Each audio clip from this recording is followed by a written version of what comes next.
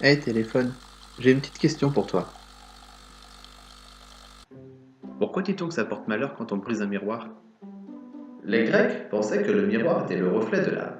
À leur époque, on lisait l'avenir dans un miroir improvisé, souvent un récipient en terre cuite recouvert d'une pellicule d'eau. Si ce miroir se brisait, la personne qui venait consulter l'oracle était déclarée maudite.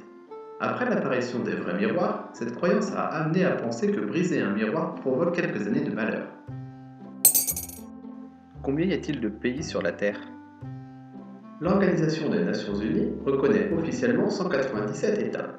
Par contre, certaines personnes pensent qu'il existe en réalité 324 pays à travers le monde, car elles jugent les critères de l'ONU trop artificiels. Mercredi, cinéma, anecdote?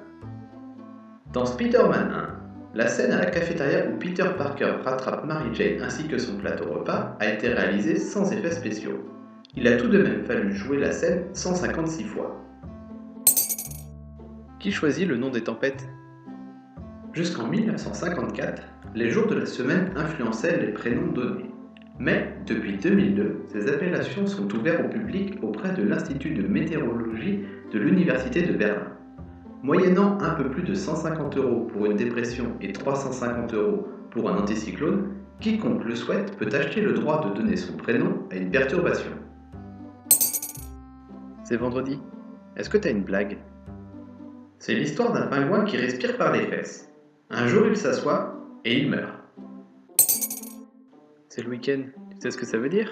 T'as pas une petite chaîne YouTube à me proposer? Top 10. Des top 10 insolites, étonnants ou parfaitement inutiles. Que dire de plus si c'était d'aller faire un tour?